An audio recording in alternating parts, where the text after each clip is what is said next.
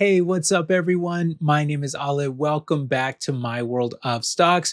So, with 2026 quickly approaching, I want to give you guys my top 10 most favorite dividend stocks in the entire market that I'm buying heavily myself heading into the new year.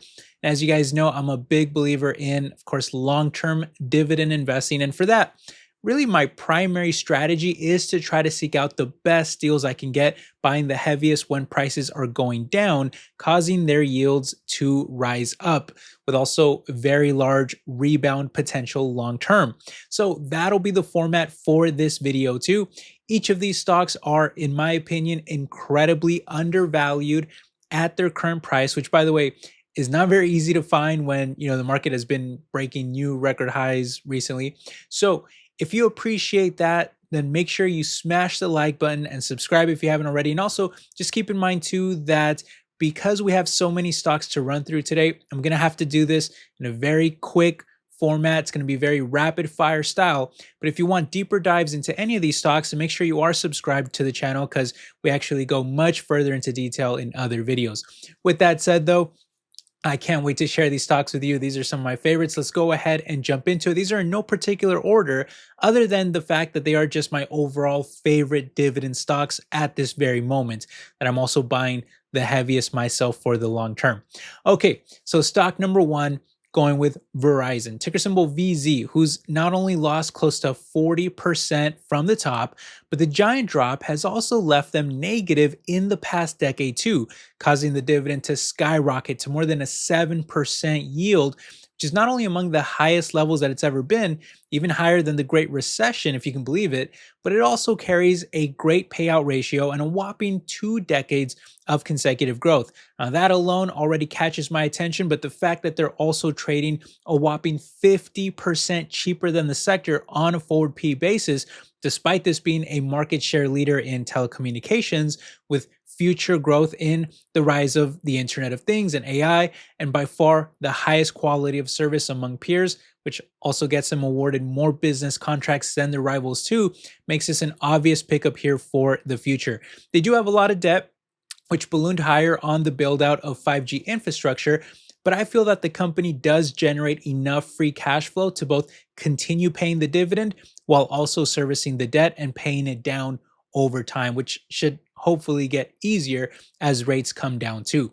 Stock number two, though, this is probably my favorite REIT stock in the entire market right now, real estate investment trust, and that is Vici Properties, ticker symbol VICI, who, unlike Verizon, Vici hasn't seen any kind of a massive crash, but because of the high interest rate environment, the stock has actually been suppressed for years, when I actually think that it should have been otherwise soaring for how incredibly strong their business is, as their cash cow properties consisting of massive casinos and resorts are not only very hard to ever, pack up and move away from, but they're also incredibly resilient, collecting 100% of their rents in virtually any environment. Their contracts are also some of the most attractive you can get as a real estate owner, many of which are CPI linked, meaning rent can go up with inflation, essentially negating that concern too.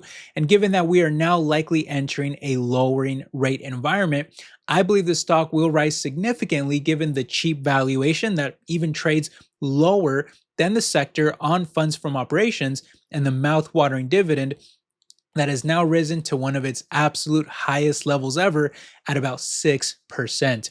Stock number three, though, is going to be a world-leading biotech in Pfizer, ticker symbol PFE. Now, this one does tend to be a little more on the controversial side among investors, but from an investment perspective alone, it's pretty hard to argue against a stock price that's becoming this incredibly cheap, having now fallen by over 60% since the pandemic highs, leaving it not only trading at one of the lowest prices ever, but also around, or I should say, of the past decade, but also around 50 to 60% lower than the sector too on a P basis. Now, granted, the company is facing challenges from lower demand for their pepperoni V shots that have now crashed into the ground in terms of demand. However, the company has already used those massive profits they made from the pandemic to go on one of the absolute largest acquisition sprees that I've ever seen in my entire life, spending many tens of billions of dollars to acquire several other new biotechs to fuel their growth pipeline for the future. Over time, I do believe this will help offset the losses from the pandemic, creating a giant rebound opportunity in the stock, where all along the way, I'm also going to get to collect a giant dividend that is now yielding over 7%. The only other time that it was higher was during the Great Recession, where it actually had to be cut soon after. Stock number 4, another proven leader that is down huge right now in Tyson Foods, ticker symbol TSN, who, like Pfizer, I think this one also has tremendous rebound potential, particularly given how cyclical the meats market has been, where we can very clearly see the patterns of it reflected in the stock price. Now, granted, this most recent downturn is a big one with huge cattle shortages, high feed costs, and other similar concerns. But considering that the stock never really falls much deeper than where it is right now, having already lost about half of its entire value from the top, I just think most of the bad news is already priced in, creating one of the best buying opportunities in the market, where the stock currently trades over 65% cheaper than the sector on a PEG basis, while the dividend has also risen just about its highest levels ever at close to 4%. Even with all the cyclicality of the past, investors were still more than happy to get that dividend at around half the levels that it's at today. And for me, considering the strong brands and the proven leadership in a market that I don't personally feel is ever going away, it's absolutely a big enough dip here to convince me to buy in, and I'll be going pretty heavy on it myself. Stock number 5, probably my second favorite REIT in the entire market, and that is Extra Space Storage, ticker symbol EXR, who, like Vici, they're also being held back by a high interest rate environment. But in their case, the stock has actually plummeted from the top, losing close to half of their entire value after being historically a very strong performer in the couple decades before that. Now, this right here, though, is a perfect dip for me to be buying in, as the dividend has now soared to just about the highest levels it's ever been.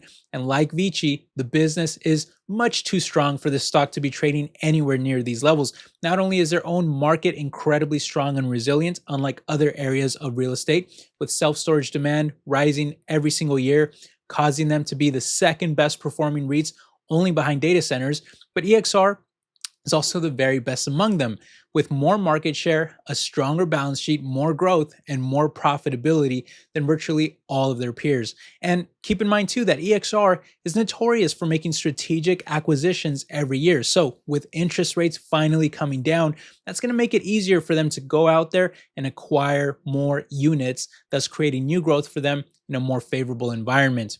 Stock number 6. Let's keep the REITs going here, because it's one of the areas that, like I've been saying in other videos, I see the most rebound potential as rates later come down, go from a headwind turning into a tailwind for REIT stocks. And for this one, we're going to go with Realty Income, ticker symbol O, who's been historically one of the best performing in the market. But because of the retail apocalypse coupled with the pandemic, high inflation, high interest rates, stock has actually lost well over a third of its value more recently, leaving behind a cheaper valuation today than even the sector, with also a rising yield that is quickly approaching 6%, which is much higher than where investors would typically buy in.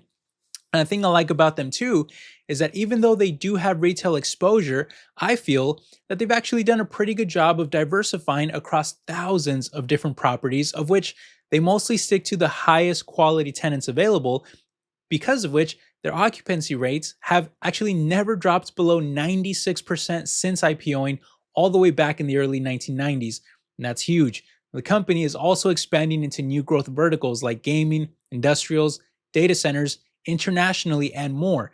And for as attractive as that dividend already is, it's also been grown every single year for over 3 decades in a row, making this a dividend aristocrat too, with also strong funds from operations every year that have risen even through the dot-com bubble, the Great Recession, the recent pandemic, and more. In other words, the business is much stronger than the stock price may suggest, and I'm a buyer because of it. Stock number 7 is going to be somewhat similar to Realty Income, but with some key differences, and that is Federal Realty, ticker symbol FRT, who, like O, was historically an amazing performer, one of the highest quality REITs out there, up until the recent downturns that sent the stock crashing by close to half their entire value, but also causing the dividend to soar now up to nearly 5%. Now, the key differences, though, are that number one, they hold much fewer properties. In fact, they only have around 100 of them, despite being in operation for more than 6 decades. The reason for that is because they only choose the highest quality locations with high traffic, large population densities, and high average income. The result being that they often outperform their peers in almost any economic environment.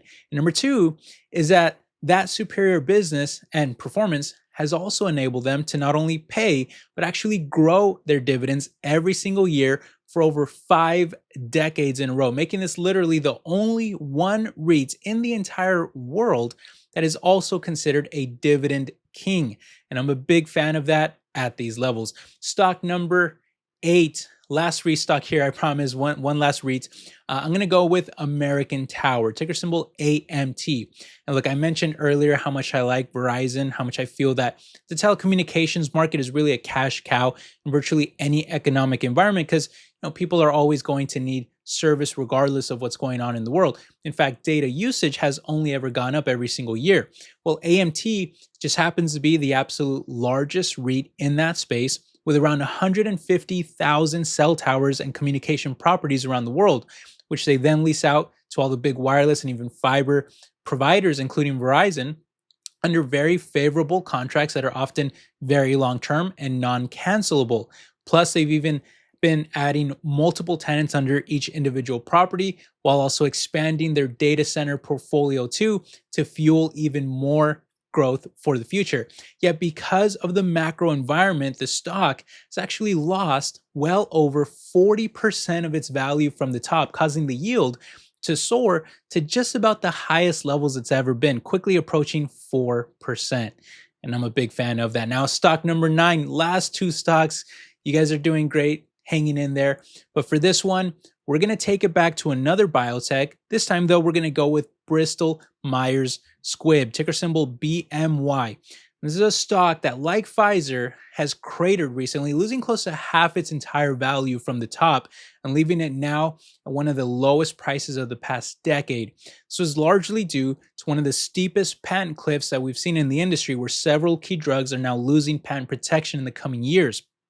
But like I've pointed out in other videos, pharmaceutical companies often go through these type of, let's call them cyclical waves, where drugs lose protection and the company struggles for a little while until the next wave of treatments start rolling in from their pipeline to make up for that lack of growth, which I suppose this time could be different, but I don't think it will, as Bristol has not only made several new large acquisitions, but they've also repurposed other treatments and are even seeing positive results already from their growth portfolio too, that is also much higher margin. But because of the stock decline, the dividend has of course risen now to one of the highest levels ever, nearing 5.5%, while the valuation has also plummeted to around a 60% discount to the sector. And that's very attractive. All right, finally, guys, stock number 10. We made it to the last one. Now, there was actually a few stocks that I debated in my head which one I'd want to go with for this one. Maybe I should have included some honorable mentions, but ultimately, I just decided to opt for another dividend king, and that is in Stanley Black & Decker, ticker symbol SWK. Now, it's definitely not one without risk, which the stock price reflects greatly after having lost over 70% of its value from the top, leaving it around the lowest levels of the past decade. But here's the thing about Stanley. They were historically a great performer up until the pandemic, where retail got crushed amid store closures, high inflation, high interest rates, and even escalating trade tensions and tariffs that significantly impact their giant tools and equipment businesses around the world. But as more trade deals get signed, as inflation gets more under control, hopefully, and as interest rates come down, so too should Stanley's business recover along with that. It's definitely not a great stock to bet on if you think the economy is about to tank, but considering this is a dividend king that has grown their payments for over 5 decades in a row to where it's now yielding some of the highest rates ever at around 5%, with also a much cheaper valuation to the sector, I just think it's worth the gamble on the stock. But hey, there you have it, guys. Those are my picks for dividend stocks going into the new year. Let me know if you agree or disagree with any of them. And by the way, if you do disagree with any of the picks, let me know what you would put in their place instead. I'd love to hear your suggestions. Maybe I can talk about them in future videos. But hey, either way, I hope you enjoyed this one. And I thank you so much for stopping by and for all of your support. And I hope you're all doing well. And I will catch you in the next video.